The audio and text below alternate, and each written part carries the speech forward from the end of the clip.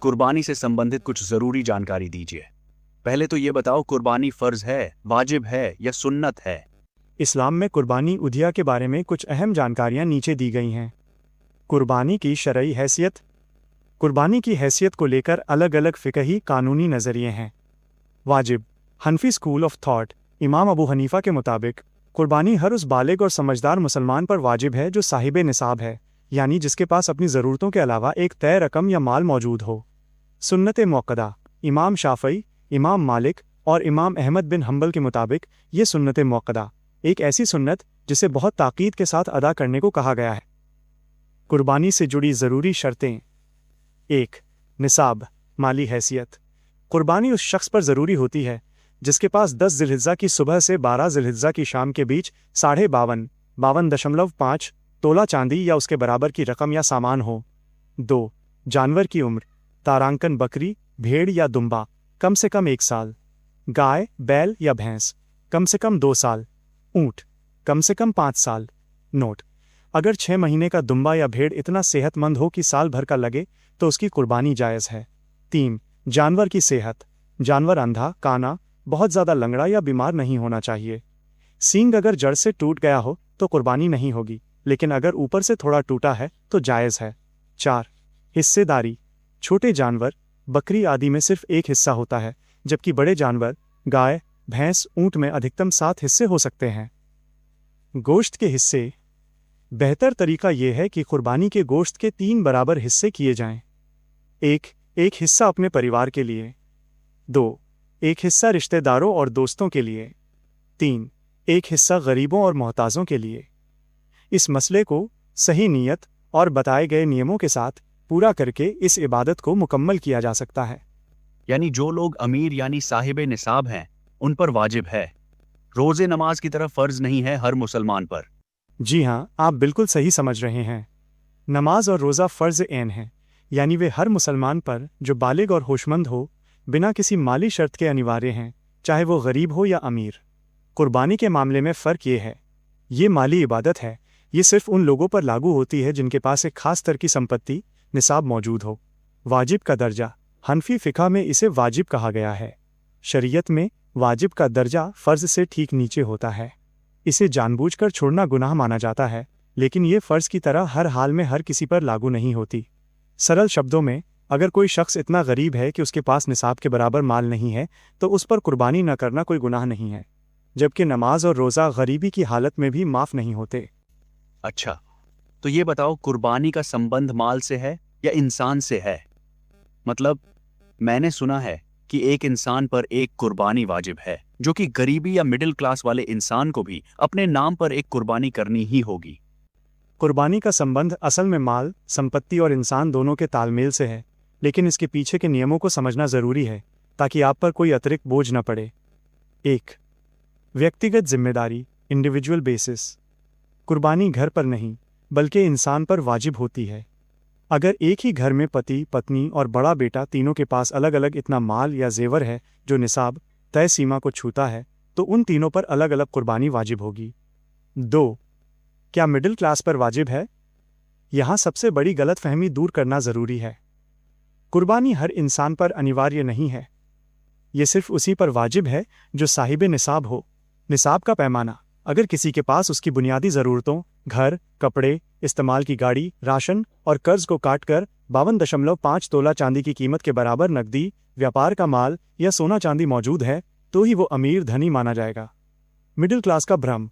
बहुत से middle class लोग ऐसे होते हैं जिनके पास महीने का खर्च तो चल जाता है, लेकिन उनके पास बचत, सेविंग्स उतनी नहीं होती जो निसाब तक पहुँचे। ऐसे इंसान पर कुर्बानी वाजिब नहीं है। 3.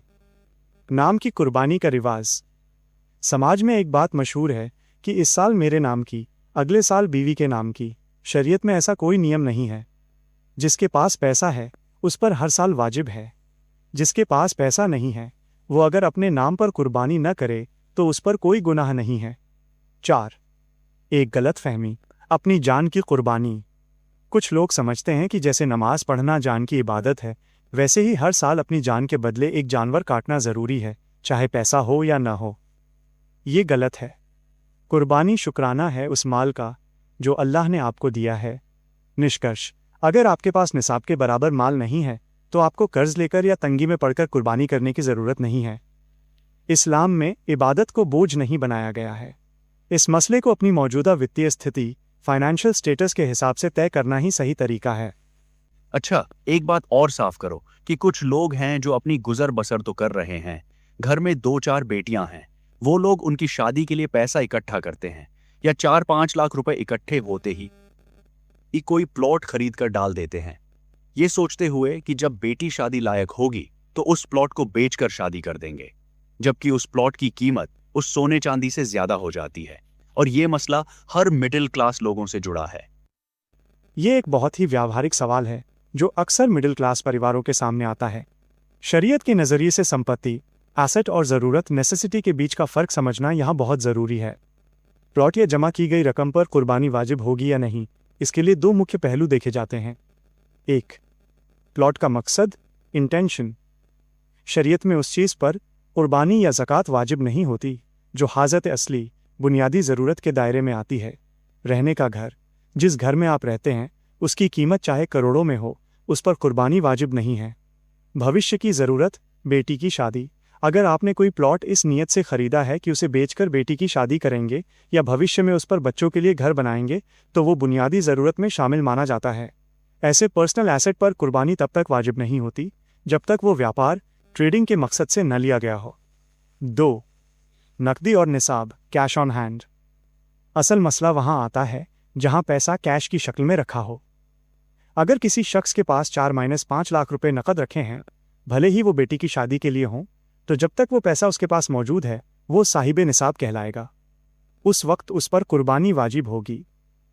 लेकिन अगर उसने उस पैसे का प्लॉट खरीद लिया है और वो प्लॉट सिर्फ भविष्य की ज़रूरत, शादी घर के लिए है, तो उस प्लॉट की बाजार कीमत, मार्केट वैल्यू चाहे कितनी भी बढ़ जाए, उस पर कुर्बानी वाजिब नहीं होगी।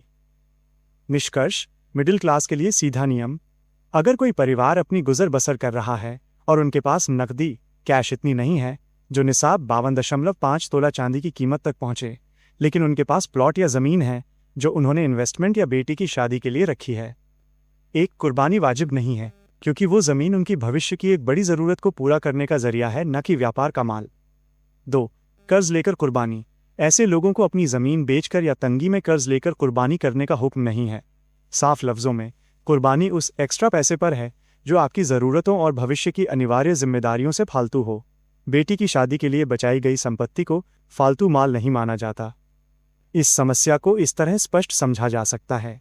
इस हिसाब से तो मिडिल क्लास लोगों पर कुर्बानी तब लागू होनी चाहिए जब वो अपने बच्चों की शादी की जिम्मेदारियों से आज़ाद हो चुके हों, क्योंकि वक्त का कोई पता थोड़ी होता है कि किस दौर में शादी का खर्च कितने रुपए का बैठेगा, क्योंकि मिडिल क्लास इंसान को तो सारी जिंदगी जोड़ गांठ ही करनी पड़ती है और समाज के रीति रिवाज को फॉलो करना ही पड़ता है, क्योंकि समाज शरीयत को नहीं मानता। अगर समाज शरीयत को मानता तो शरीयत के मुताबिक शादी किया करते, बिना दिखावे वाली फिजूल खर्ची के। आपकी बात में एक बहुत गहरी सच्चाई और समाज का कड़वा सच झलकता है। आप जिस जोड़गांठ वाली जिंदगी की बात कर रहे हैं वही असलियत में एक आम इंसान का संघर्ष है। शरीयत और समाज के इस टकराव को इन 3 बिंदुओं में समझा जा सकता है। 1. नीयत और हकीकत का फ़र्क। इस्लाम का नियम बहुत लचीला है। वह कहता है कि अगर आपके पास अपनी ज़रूरतों, जिसमें बच्चों की शादी और भविष्य का इंतज़ाम शामिल है, से फालतू माल है तो कुर्बानी करें। दिक्कत तब आती है जब समाज दिखावे को इबादत से बड़ा बना देता है। कई लोग सिर्फ इसलिए कर्ज लेकर या तंगी में कुर्बानी करते हैं ताकि लोग क्या कहेंगे या बिरादरी में नाक कट जाएगी। ये इबादत नहीं बल्कि सामाजिक दबाव है। 2.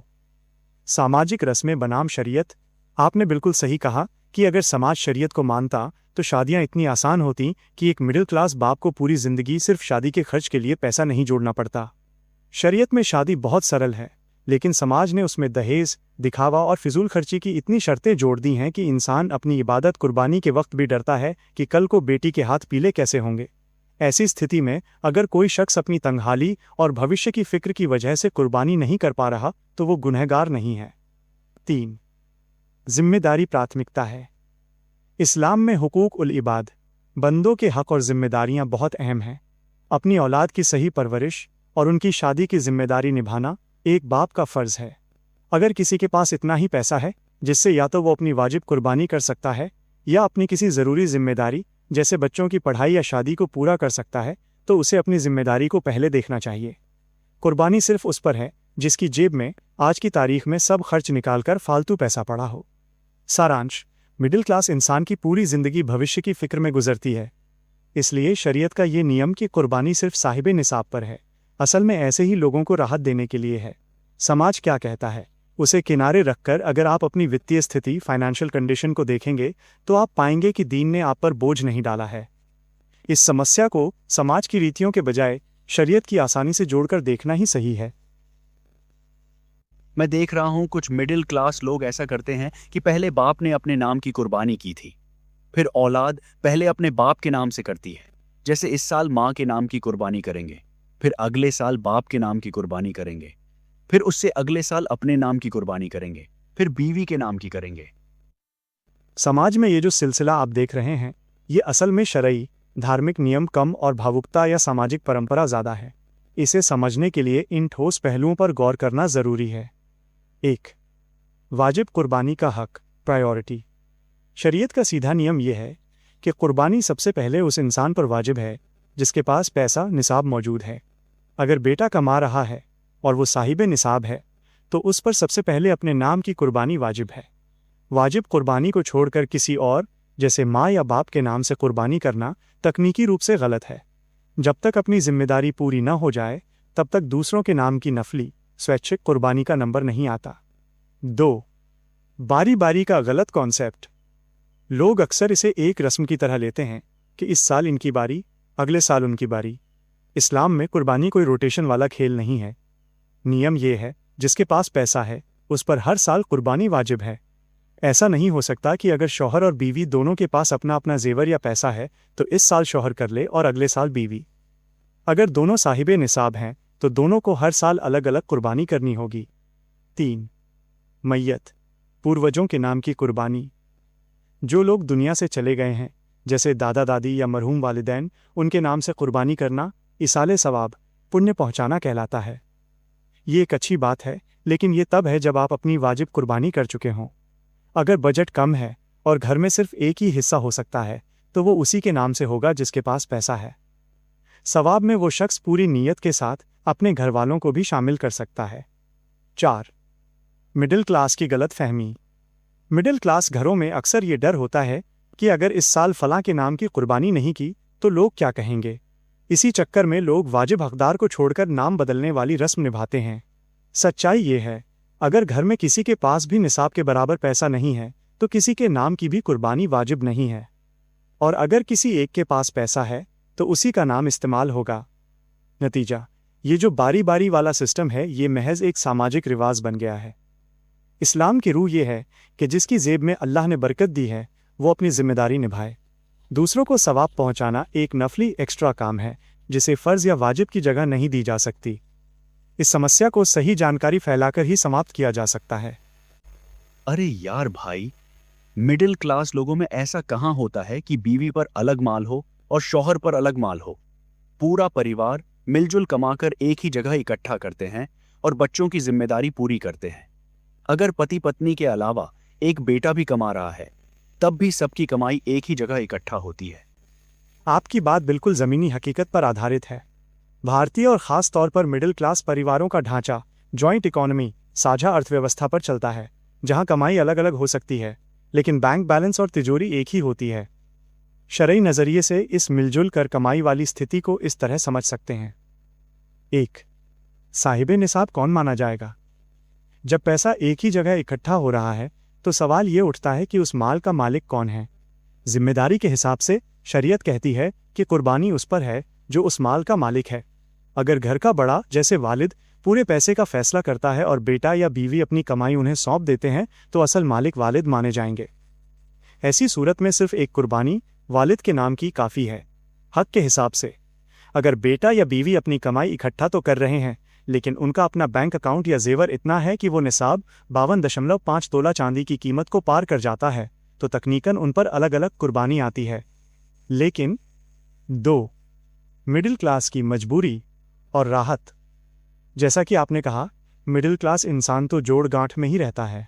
अगर पूरे घर की जमा पूंजी, सबकी कमाई मिलाकर भी मुश्किल से इतनी हो रही है कि आगे बच्चों की शादी, पढ़ाई या घर का खर्च चलाना है, तो ऐसी जमा पूंजी जो हाजते असली ज़रूरी ज़रूरतों के लिए रखी गई है, उस पर कुर्बानी वाजिब नहीं होती।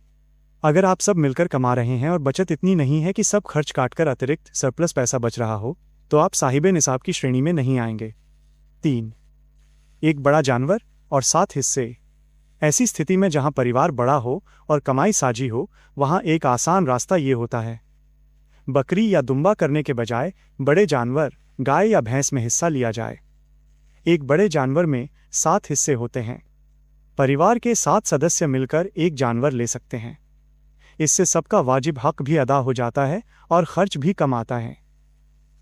कड़वी सच्चाई। समाज में लोग शरीयत के इन बारीक नियमों के बजाय दिखावे को ज्यादा तवज्जो देते हैं। एक मिडिल क्लास बाप जो अपनी पूरी कमाई बच्चों के भविष्य में लगा रहा है, उस पर धर्म ने कोई ज़बरदस्ती नहीं की है।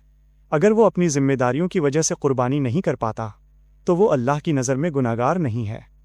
दिक्कत तब होती है जब घर में 5-10 लाख रुपए नकद रखे हों और फिर भी इंसान कंजूसी करे।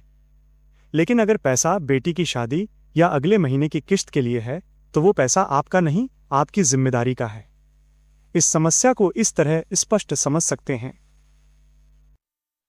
फिर तो यही तरीका सही है मिडिल क्लास इंसान के लिए।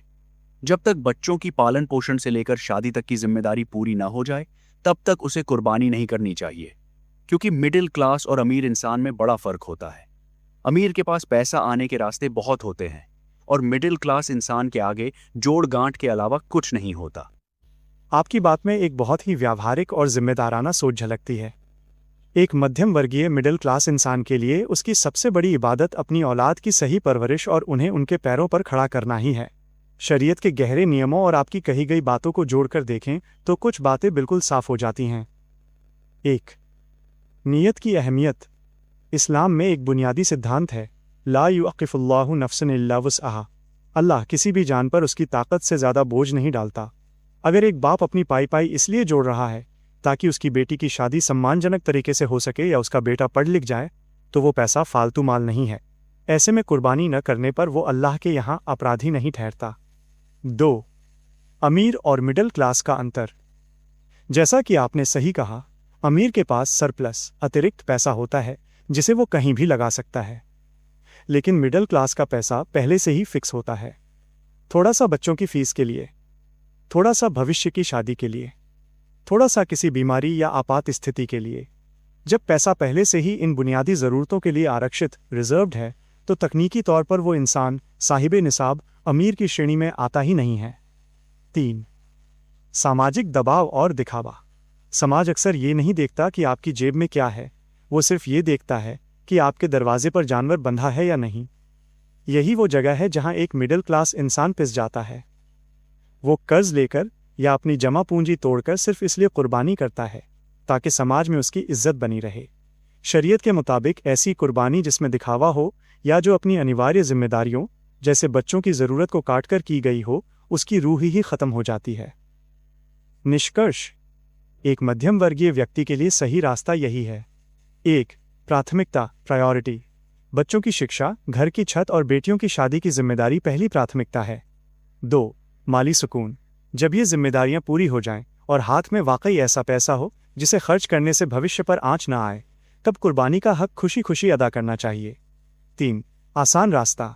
अगर फिर भी दिल चाहे तो बड़े जानवर में एक हिस्सा लेना, जो काफ़ी सस्ता पड़ता है, एक बेहतर विकल्प हो सकता है, लेकिन वो भी तब जब जेब इजाज़त दे। आपने जो जोड़ गांठ वाली बात कही है, वही मिडिल क्लास की असली इबादत है, अपनी ज़रूरतों को मारकर अपनों का भविष्य बनाना।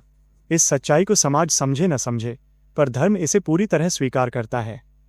इस समस्या को इस यथार्थवादी नज़रिए से ही समाप्त कर सकते हैं।